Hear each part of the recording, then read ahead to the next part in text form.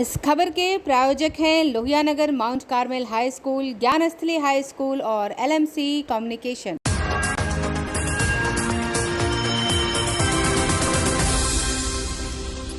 नमस्कार, मैं हूं दिव्या और आप देख रहे हैं आंखें न्यूज 24। आइए सबसे पहले नजर डालते हैं आज के मुख्य समाचारों पर। बिहार में पूर्व उप मुख्यमंत्रियों समेत बीजेपी नेताओं को सरकारी बंगला खाली करने के नोटिस पर बिफरे सुशील मोदी। कहा, अगर हिम्मत है तो नीतीश कुमार इस मुद्दे पर श्वेत पत्र जारी करें। चुनावी रणनीतिकार प्रशांत किशोर ने कहा, पीएम मोदी ने बिहार को लालू यादव और नीतीश कुमार के भरोसे छोड़ दिया, इस कारण राज्य का सुधार नहीं। शिक्षा विभाग ने कहा, स्कूलों में बच्चों की उपस्थिति हुई कम तो होगी कार्रवाई, इसके लिए प्राचार्य और शिक्षक होंगे जिम्मेदार। पटना विश्वविद्यालय छात्र संघ चुनाव में छात्र जदयू की जीत के बाद जदयू कार्यालय में आयोजित स्वागत समारोह में छात्र जदयू के नए और पुराने कार्यकर्ता भिड़े। और पटना नगर निगम के महिला कर्मियों के कंधों पर शहर की साफ सफाई का जिम्मा हाईटेक तरह से शहर की साफ सफाई करती आ रही है नजर। अब खबरें विस्तार से। बिहार में पूर्व उप मुख्यमंत्रियों समेत बीजेपी नेताओं को सरकारी बंगला खाली करने के नोटिस पर सियासत गर्म हो गई है। पूर्व डिप्टी सीएम सुशील मोदी ने कहा है कि मुख्यमंत्री नीतीश कुमार उप मुख्यमंत्री तेजस्वी यादव के दबाव में आकर बदले की राजनीति कर रहे हैं। नीतीश सरकार बंगला खाली करने का नोटिस थमाकर बीजेपी नेताओं से भारी भरकम जुर्माना वसूलना चाहती है। उन्होंने चुनौती देते हुए कहा कि अगर हिम्मत है तो मुख्यमंत्री नीतीश कुमार सरकारी आवास पर अवैध कब्जे के मुद्दे पर श्वेत पत्र जारी करें। बीजेपी सांसद सुशील मोदी ने कहा कि बीजेपी का कोई जनप्रतिनिधि किसी सरकारी आवास में तेजस्वी यादव की तरह जबरदस्ती नहीं रहना चाहता। साल 2017 में महागठबंधन सरकार गिरने के बाद तत्कालीन डिप्टी सीएम तेजस्वी यादव 5 देश रत्न मार्ग स्थित सरकारी बंगला खाली करने का नोटिस मिलने के बावजूद बिना कोई अतिरिक्त भुगतान किए न केवल 1.5 साल तक वहां बने रहे, बल्कि हाई कोर्ट में मुकदमा हारने के बाद सुप्रीम कोर्ट तक गए। जिन बीजेपी नेताओं का आवास खाली करने का नोटिस दिया गया है, पहले उनके नाम आवंटित आवास को खाली कराकर और उसे रहने लायक बना दिया जाना चाहिए। बता दें कि नीतीश सरकार की ओर से पूर्व डिप्टी सीएम रेणु देवी को सरकारी आवास खाली करने के साथ 2,36,000 की जुर्माने का नोटिस दिया गया है। पद से हटने के बाद बंगला नहीं खाली करने पर भारी जुर्माना लगाया गया है। इसी तरह पूर्व उप मुख्यमंत्री तारकेश्वर प्रसाद और नेता प्रतिपक्ष को भी ऐसे ही जुर्माने का नोटिस मिला है। अपनी जन स्वराज यात्रा के दौरान चुनावी रणनीतिकार प्रशांत किशोर पूरे जोश में दिख रहे हैं। एक बार फिर उन्होंने केंद्र और राज्य सरकार पर जमकर हमला बोला है। पूर्वी चंपारण जिले में जन स्वराज यात्रा के दौरान एक सभा को संबोधित करते हुए उन्होंने प्रधानमंत्री नरेंद्र मोदी और बीजेपी पर बिहार को पिछड़ा ही रहने देने का आरोप लगाया है। उन्होंने कहा कि पीएम मोदी ने बिहार को लालू यादव नीतीश कुमार के भरोसे छोड़ दिया है, इस कारण राज्य का सुधार नहीं हो पाया। चुनावी रणनीतिकार प्रशांत किशोर ने प्रधानमंत्री नरेंद्र मोदी और बीजेपी पर बिहार को पिछड़ा ही रहने देने का आरोप लगाया है। उन्होंने कहा कि पीएम मोदी ने बिहार को लालू यादव नीतीश कुमार के भरोसे छोड़ दिया, इस कारण राज्य का सुधार नहीं हो पाया। सभी दल जाति और सामाजिक समीकरणों में उलझे हुए हैं, इसीलिए राज्य में बदलाव नहीं हो पा रहा। पूर्वी चंपारण जिले में जन स्वराज यात्रा के दौरान एक सभा को संबोधित करते हुए प्रशांत किशोर ने यह बातें कही। प्रशांत किशोर उर्फ पीके ने कहा कि बड़े बड़े नेताओं ने बिहार को ना सुधरने वाला राज्य मानकर छोड़ दिया। इसको सुधारने का एक ही तरीका है, बिहार की जनता सब मिलकर प्रयास करेगी तभी सुधार होगा, चाहे प्रशांत किशोर आए या 100 पीके आ जाए, बिहार उससे सुधरने वाला नहीं है। प्रशांत किशोर ने कहा कि आरजेडी सुप्रीमो लालू प्रसाद यादव ने अपने ही लोगों के साथ चालाकी की। उन्होंने जिस समाज को आवाज दी उसे शिक्षा नहीं दे पाए, वह भी भूमि सुधार लागू करके जमीन नहीं दे पाए। उस समाज के पास पूंजी नहीं थी। जो लोग पिछड़े थे वह अभी भी वैसे हैं। वे लोग लालू के समर्थन में नारे लगा सकते हैं, लेकिन उनके बच्चे लालू के बेटों की बराबरी में नहीं बैठ सकते। पीके ने आगे कहा कि लालू के बाद बिहार की जनता ने नीतीश कुमार पर दाग लगाया, इसमें कोई दो राय नहीं। उन्होंने 7 साल काम करके दिखाया।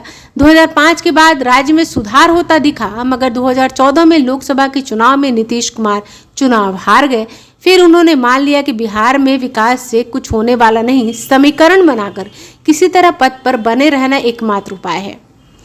प्रशांत किशोर ने कहा कि 2014 में बीजेपी ने लोकसभा जीतने के बाद 2015 में पूरी ताकत के साथ बिहार में चुनाव लड़ा, मगर बिहार की जनता ने बीजेपी को हरा दिया। नरेंद्र मोदी ने बिहार को नीतीश और लालू के हवाले छोड़ दिया। इसके बाद 2020 के विधानसभा चुनाव में बिहार की जनता ने बीजेपी को 75 विधायक दिए। नीतीश कुमार सीएम नहीं बन रहे थे। बीजेपी के पास बिहार को सुधारने का मौका था, मगर मोदी ने बिहार को नीतीश के हवाले छोड़ दिया, क्योंकि बीजेपी को लग रहा था कि जो 25-30 लोकसभा सीटें जीती है उन पर भी खतरा ना आ जाए। लालू जी की अज्ञानता कह लीजिए या उनकी चालाकी कह लीजिए, जिस समाज को उन्होंने आवाज दी उसको उन्होंने शिक्षा नहीं दी, उसको उन्होंने जमीन भूमि सुधार लागू करके भूमि नहीं दिया, और उस समाज के पास तो पूंजी कभी था ही नहीं।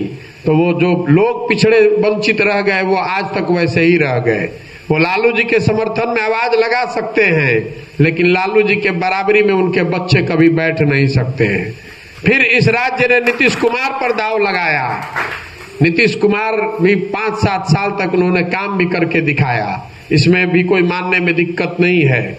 2005 के बाद इस राज्य में कुछ सुधार होता दिखा, लेकिन 2014 में लोकसभा के चुनाव में नीतीश कुमार चुनाव हारने के बाद उन्होंने भी इस बिहार को ये मान लिया कि भैया यहाँ विकास से कुछ होने वाला नहीं है, समीकरण बनाकर किसी तरह पद पर बने रहना ही उपाय है।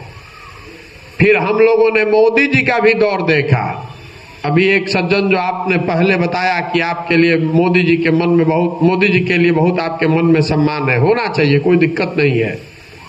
मोदी जी के भी दौर को हम लोगों ने देखा। 14 में लोकसभा में मोदी जी भाजपा जीतने के बाद 15 में उन्होंने पूरी ताकत से बिहार में चुनाव लड़ा, लेकिन बिहार की जनता ने जब 15 में भाजपा को हरा दिया तो भाजपा ने भी बिहार को नीतीश और लालू के हवाले छोड़ दिया। उसका प्रमाण ये है कि 2020 में जब आपने बिहार की जनता ने भाजपा को सबसे बड़ा दल बना दिया था, 75 एमएलए दिया था, नीतीश कुमार मुख्यमंत्री नहीं बन रहे थे, तो भाजपा को किसने मोदी जी को रोका था कि आप मुख्यमंत्री बन जाते, बनवाते अपने दल का, बिहार को सुधारने का जिम्मा लेते।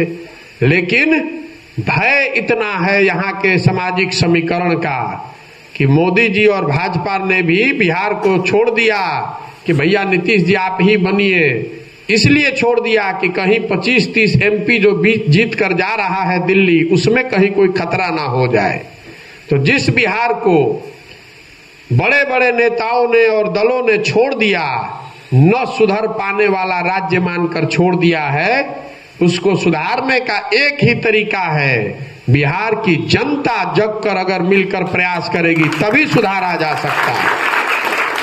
एक प्रशांत किशोर आ जाए कि 100 प्रशांत किशोर, उससे बिहार सुधरने वाला नहीं है। बिहार के सरकारी स्कूलों की गुणवत्ता में सुधार लाने के उद्देश्य से शिक्षा विभाग नित्य नए फरमान जारी कर रहा है। नए फरमान के तहत शिक्षा विभाग ने कहा है कि अगर स्कूलों में बच्चों की उपस्थिति कम दर्ज हुई तो कार्रवाई होगी। इसके लिए प्राचार्य और शिक्षक दोनों जिम्मेदार माने जाएंगे। शिक्षा विभाग ने इस संबंध में पुराने प्रावधान को और सख्त बना दिया है। स्कूलों में अगर बच्चों की उपस्थिति कम हुई तो कार्रवाई होगी। इसके लिए प्राचार्य और शिक्षक दोनों जिम्मेदार माने जाएंगे। शिक्षा विभाग ने इस संबंध में पूरे प्रावधान को और सख्त बना दिया है। इसके तहत स्कूलों में बच्चों की उपस्थिति 60% से किसी सूरत में कम नहीं होनी चाहिए। यदि मॉनिटरिंग के दिन स्कूलों में 60% से कम बच्चे पाए गए तो प्राचार्य और शिक्षक इसके लिए जिम्मेदार माने जाएंगे। उन्हें अनुपस्थित छात्र और छात्राओं के अभिभावकों से व्यक्तिगत रूप से संपर्क करना होगा और छात्र छात्राओं की उपस्थिति सुनिश्चित करनी होगी। उन्हें कम से कम 75% बच्चों को स्कूल लाना होगा। हालांकि इसके लिए वे विद्यालय शिक्षा समिति या विद्यालय प्रबंधन समिति की सहायता ले सकेंगे। शिक्षा विभाग ने स्कूलों की मॉनिटरिंग को और कड़ा करते हुए इसके लिए व्यापक दिशा निर्देश दिए हैं। प्रखंड शिक्षा पदाधिकारी से लेकर जिला शिक्षा पदाधिकारी तक के दायित्व तय किए गए हैं। उन्हें हर माह स्कूलों का निरीक्षण करने और उससे संबंधित रिपोर्ट तलब करने कहा गया है। इससे स्कूलों की अवधि को लेकर भी कड़ाई की गई है। देर से आने वाले प्राचार्य और शिक्षक पर भी कार्रवाई की चेतावनी दी गई है। स्कूल के निर्धारित समय पर नहीं खुलने, अपने निर्धारित समय से पहले बंद होने पर प्राचार्य जिम्मेदार माने जाएंगे। इस स्थिति में संबंधित प्राचार्य के खिलाफ नियमानुसार कार्रवाई की जाएगी। विद्यालय मॉनिटरिंग के दौरान यदि कोई शिक्षक और शिक्षिका या प्राचार्य या प्रधानाध्यापक बगैर सूचना के अनुपस्थित पाए गए तो उनका वेतन काटा जाएगा। हालांकि इससे पहले उन्हें अपना पक्ष रखने का अवसर दिया जाएगा। यदि वह संतोषजनक नहीं हुआ तो प्राचार्य और प्रधानाध्यापक शिक्षक शिक्षिका के अनुपस्थिति अवधि का वेतन स्थायी रूप से काटा जाएगा। मॉनिटरिंग के समय प्राचार्य द्वारा संबंधित पदाधिकारी के समक्ष अनुपस्थित शिक्षक या शिक्षिका की उपस्थिति पंजी में जानकारी दी जाएगी। फिर उन्हें कारण बताओ नोटिस जारी किया जाएगा। मुख्यमंत्री नीतीश कुमार ने शिक्षा दिवस समारोह के अवसर पर सरकारी विद्यालयों के रियल टाइम मॉनिटरिंग के लिए बेस्ट प्लस ऐप का शुभारंभ किया था।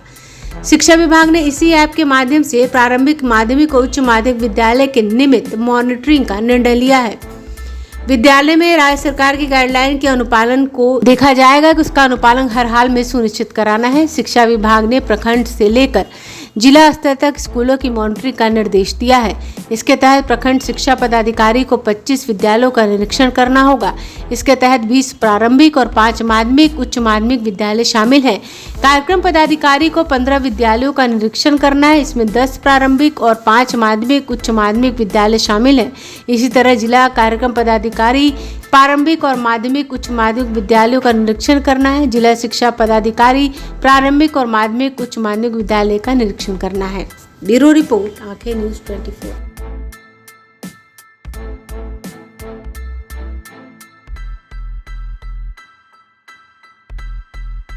समाचारों में वक्त हो चला एक छोटे से अंतराल का। I am Shalini Singh, principal of Lulianagar Mount Carmel School. Here in our school, we give best education and good environment to our students where they can learn well. We provide here well-equipped lab, well-equipped, well-stocked library. We have here well-trained teacher also. We have a sports playground for cricket, volleyball, football, and also provision for indoor activities. So we have here security system, information and communication technology. So we have all facilities here in our school where students feel comfortable and secure.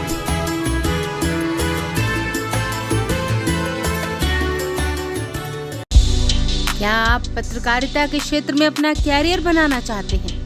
तो आज ही royal Ashoka institute of mass communication and journalism में अपनी जगह सुनिश्चित करें। आर्यभट्ट ज्ञान विश्वविद्यालय पटना से मान्यता प्राप्त 100% प्लेसमेंट के साथ royal Ashoka institute of mass communication and journalism नामांकन जारी है।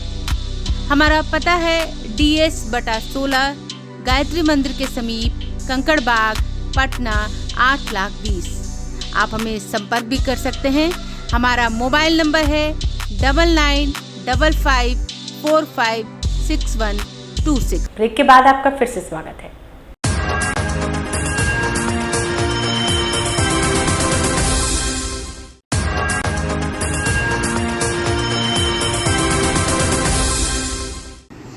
पटना विश्वविद्यालय छात्र संघ चुनाव में जदयू की शानदार जीत के बाद जीते हुए उम्मीदवारों के लिए आज पटना के जदयू कार्यालय में एक स्वागत समारोह का आयोजन किया गया। स्वागत समारोह कार्यक्रम में हंगामा हो गया। छात्र जदयू के नए कार्यकर्ता और पुराने कार्यकर्ता आपस में भिड़ गए। छात्र संघ चुनाव में जीते उम्मीदवारों ने पुराने लोगों पर सपोर्ट नहीं करने का आरोप लगाया, जिसके बाद आपस में छात्र भिड़ गए और बहसाबहसी शुरू हो गई।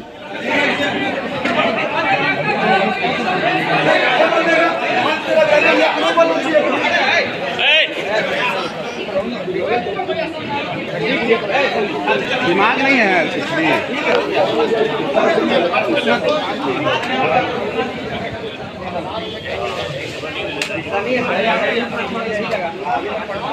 नहीं, पटना साली का अध्यक्ष है, वो बोलिए ना।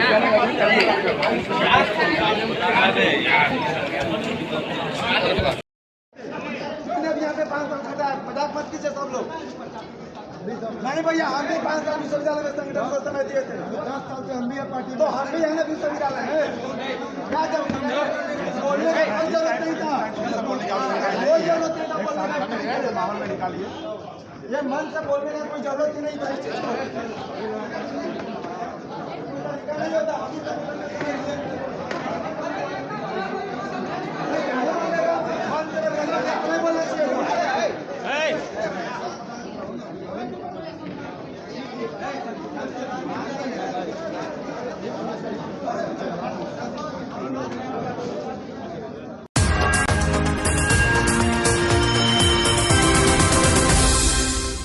राजधानी पटना में अब महिलाएं हाईटेक तरीके से शहर की सफाई करती दिख रही हैं। पुरुषों की जगह अब मैनहोल और सीवरेज की सफाई की जिम्मेदारी महिलाओं को दी गई है।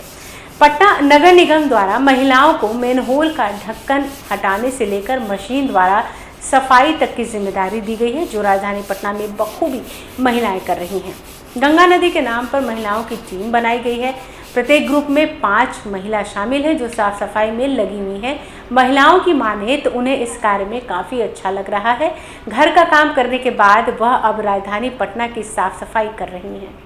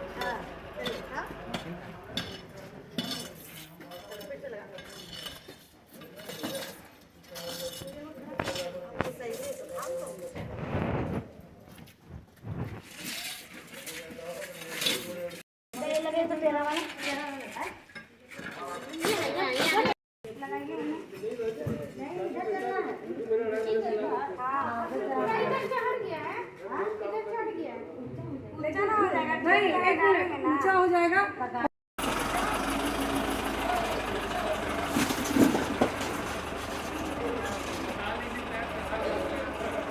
आराम से चला जाएगा, जाइए थोड़ा और बस फिरोज रोक दो, खोलने दो उसका। चलो